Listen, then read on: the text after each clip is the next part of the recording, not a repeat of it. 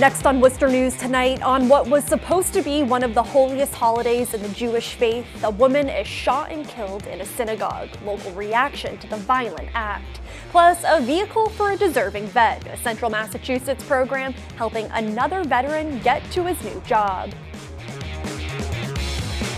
Good evening and thanks for joining us. I'm Olivia Lemon. A calm spring day in central Massachusetts, but it looks like there is some rain on its way. Let's get a first look at our local forecast.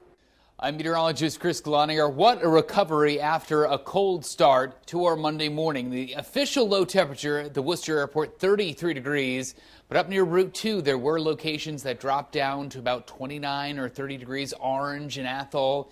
It was cold, but this is the coldest morning out of the next probably 10 or so. Temperatures steadily climbing, and that is some good news, especially for the people who haven't liked the cool and damp weather. Unfortunately, we don't lose the wet weather. It stays pretty unsettled, and the next couple of days will be cool, especially on Tuesday and Thursday. That's our greatest potential of seeing some steadier rain. We're back to 50 on Friday and then mid-60s. A much warmer weekend. Those details coming up in your 10-day forecast. A rabbi in central Massachusetts has close ties to a synagogue in Southern California where violence erupted this weekend. Around 100 people were inside the Chabad of Poway Synagogue Saturday when a gunman started shooting. The alleged shooter, 19-year-old John Ernest, was taken into custody Saturday after he called 911 to report himself to police.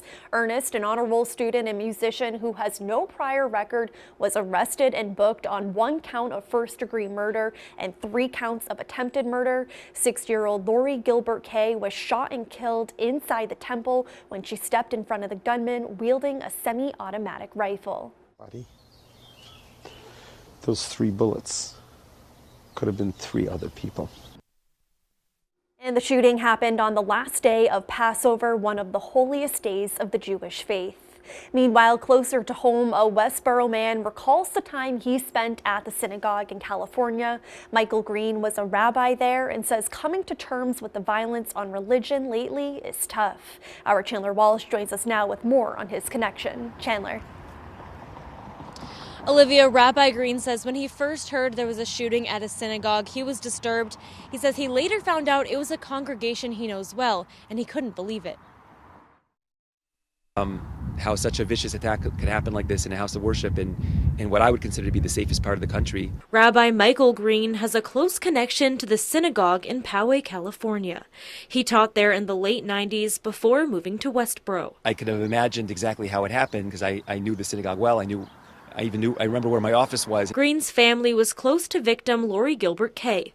Lori was shot and killed in the synagogue foyer. It just made perfect sense to me that Lori would have been out in the foyer because she was such a welcoming person. She always made people feel comfortable. Green says if the shooting happened any later, the synagogue's children would have all been in the area the shooter targeted. That could have been, when you think about the carnage that could have happened. Like Green, the Jewish Federation of Central Massachusetts is struggling to come to terms with the tragedy exactly 6 months after another attack in Pittsburgh.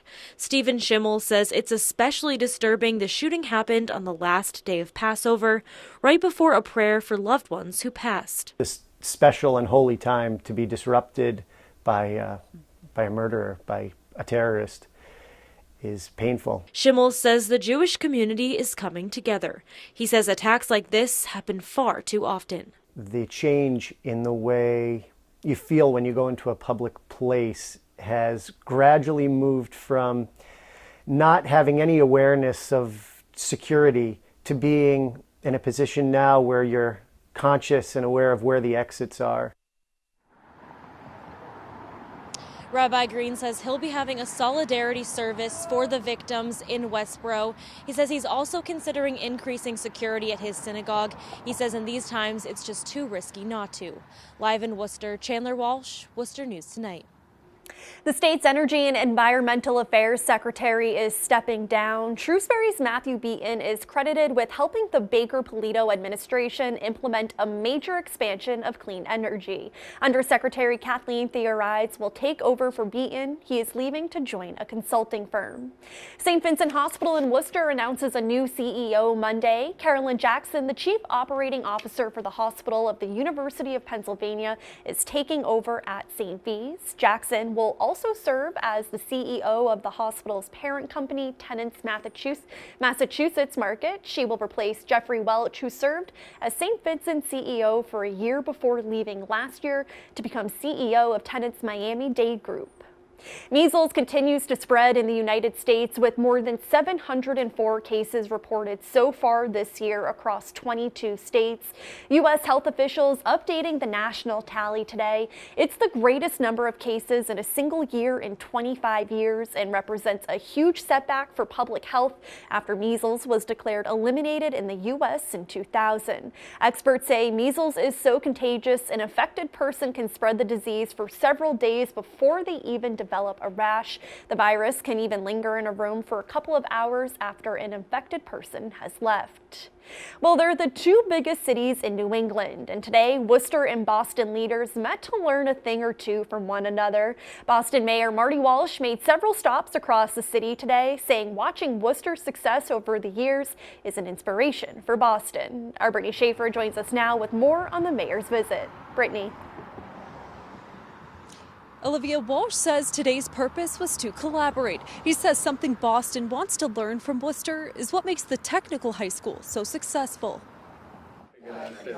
Boston Mayor Marty Walsh visits Worcester Technical High School. He says they want to take back some of what works here to use at schools in Boston. The young people, amazing that I met today, and the instructors and the teachers. It was a great school. I was very impressed with the whole layout of what's going on there. If we can transport that type of programming into our vocational programming in Boston, that would be a wonderful thing. Walsh also had a closed-door meeting with the Worcester Regional Chamber of Commerce. He says it's important to have the two largest cities in New England working together. Regionalization is something that's really important. It's been what I talk a lot about as mayor, and I think in the past we might have been competitive with city to city, and what we need to do more of is collaboration and sharing best practices, and that's really what today's about. Chamber President Tim Murray says when Worcester and Boston work together, the region becomes more desirable and leads to an economic boost in both cities. I think part of our economic success for Central Massachusetts is embrace our proximity to Boston, but also recognize we have our own identity and that we're a high-quality, lower-cost alternative. And if people have more options where to live and work, that region becomes more competitive and businesses then want to be there.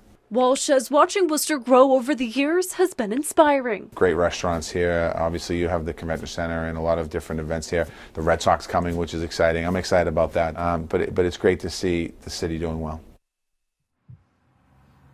And Murray says he's hopeful meetings between Boston and Worcester leaders will continue. Live in Worcester, Brittany Schaefer, Worcester News Tonight.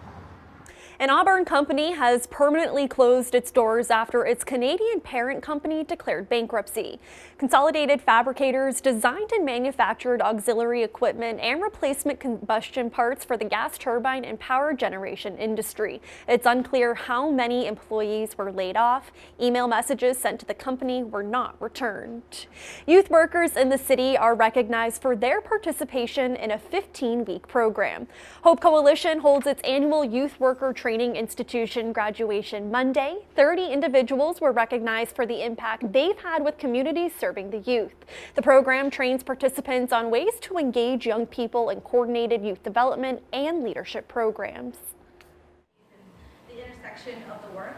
We often find that youth workers are kind of thrown into the work. They have a passion for it, but not often an opportunity to gain skills to help them with their own professional development. A lot of youth workers who are working directly with youth, oftentimes we don't have tools and networking and support that we need. And so this particular 15-week course really helps us. And the Youth Worker Training Institute is one of the Hope Coalition's 3 programs. Other programs include a peer leadership and a youth designed mental health program. Without a car, it may be difficult for some people to get to work, especially for a Massachusetts veteran whose job is a driving area manager.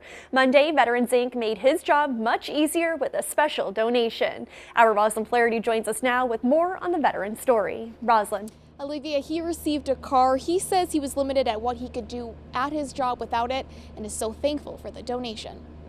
Veteran Alex Amaya Diaz is getting something he says he really needed. A car. This will make me mobile and take advantage of what I have been given. After struggling to find work, Amaya Diaz says he finally got a great job at Savers as a driving area manager.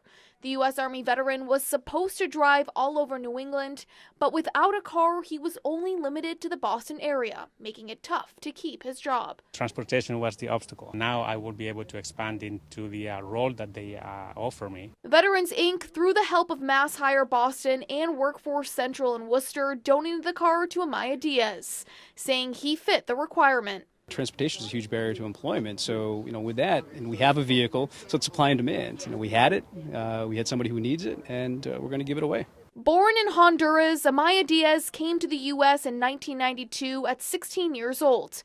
He served in the U.S. Army for 5 years. He says the U.S. is his home and he couldn't see himself living anywhere else, and is now excited to be able to do his job to his full potential. It's interesting when we work together, amazing things can happen. I am so glad that these services are available. He drove the car straight to work this afternoon and plans on using it every day. Roslyn Flaherty, Worcester News Tonight.